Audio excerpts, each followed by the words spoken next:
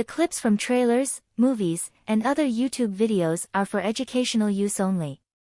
Enjoy our video podcast.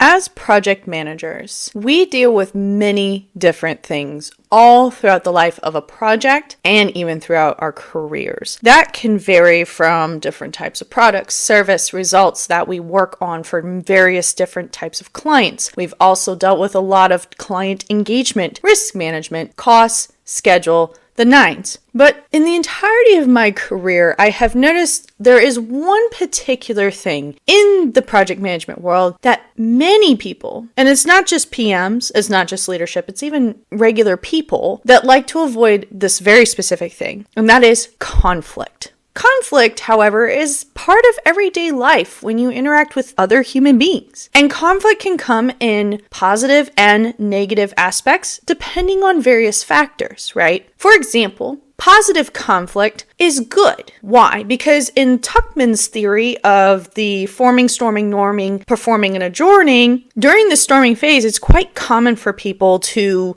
hash things out because everyone has a different perspective, everyone has different points of views. And as part of the storming phase is to come to a conclusion to where the team can start norming to then lead into performing. And that's actually a good thing. You want that because you want people to understand each other so that they can find ways to work as a team. Now, on the other hand, you do have negative conflict where that creates a very bad environment for everyone on the team. And this can come from a variety of factors. It could be personality differences that can never seem to reach a logical conclusion, or even some kind of, agreement. Sometimes, too, it could be an out-of-line employee or even a manager. It could be your project environment overall. It all depends. But the thing is that no matter what kind of conflict you're having, whether it's positive or negative, we always have to reside to the conflict resolution and the art of it. And by definition, it is the art of recognizing and handling disputes in a sensible, efficient, and balanced manner. And the 6 types, as we all know, is confronting the problem or solving it, collaborating, compromising, smoothing, or also think of it as accommodating, forcing, withdrawal/avoidance. And those 6 conflict resolutions in the real world could and could not work. And again, it depends on what type of conflict you're dealing with. And for example, though it's very comical, we look at how Michael Scott in The Office addressed conflict resolution and how it comically didn't really work. And the 2 things with that is consideration of personality differences and avoiding root cause of the conflicts overall.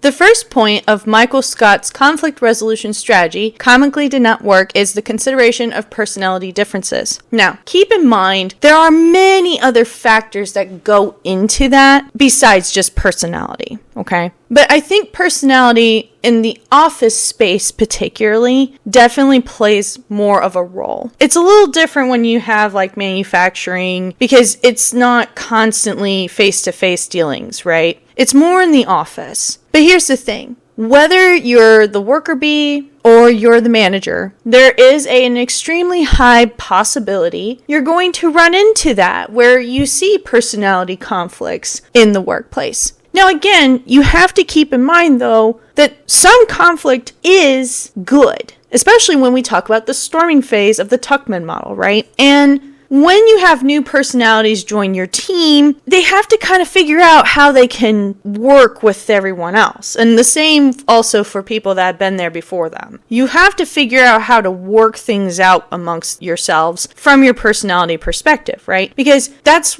the whole thing is with personality, everyone has their own viewpoints. They grew up a certain way. Maybe they're also from a different culture. Language is also a good way of seeing perspective too, based on how they perceive the world. But in the case of The Office, we look at 2 points within the episode that kind of shows personality issues. The first being Angela and Oscar, where they had their conflict about Angela's baby poster she got for Christmas. Well, Oscar didn't like it. Angela was loving it. But the thing was that Angela was not willing to compromise, and nor was Oscar. Now, we could say that this was more of something else. Maybe they've had conflict in the past, or they've just really don't get along, and therefore they're just hell-bent on not working it out no matter what. But at the end, it kind of became a comical thing where Oscar had to wear the baby picture on his shirt in front of the camera to take his photo for his badge to make Angela happy,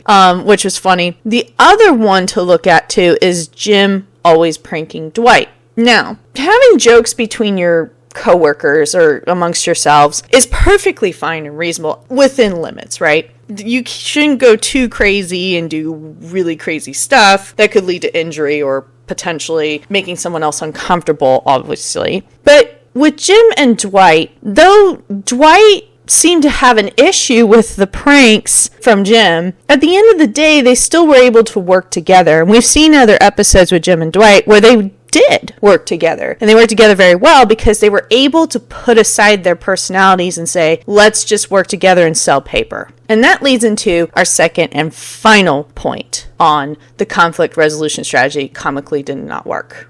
The final point as to why Michael Scott's conflict resolution strategy comically did not work is that it was avoiding root cause of the conflict. Now, as professionals, whether we're project managers or even just employees, the thing is that we have to always look at the root cause of an issue. And that's not just with conflict or whatever. That's also with our work or why a tool's not working, etc. But even professionally, as I have seen, many project managers and even managers as a whole avoid conflict like the plague, even if it's happening right before their eyes, especially when they know the root cause of it. So you can think of a time yourself where you see something going on and you're like, hey, that's kind of screwed up. Like, why is this happening? Or why is this person doing the things they're doing when they shouldn't be? Because, like, I know I would be fired if I definitely did that, right? And the thing is, many managers and project managers have a hard time addressing the root of it because they come up with excuses all the time. And some people will say they're reasons, but really at the end of the day, they're excuses because they don't want to really address the problem, and they would rather instead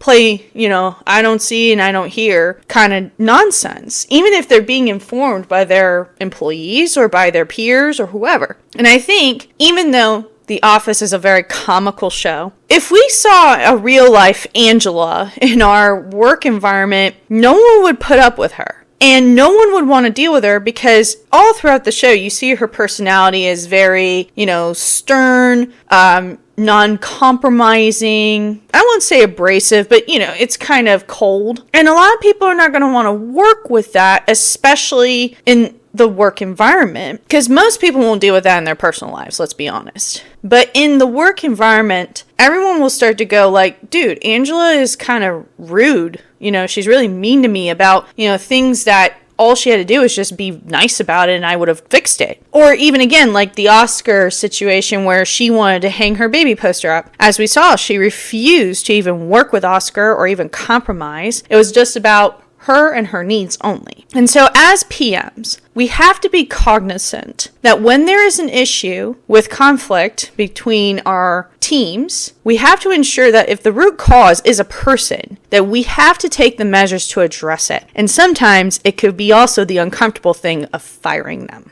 And with that, that concludes our video podcast. Thank you for joining, and I hope to see you in the next one.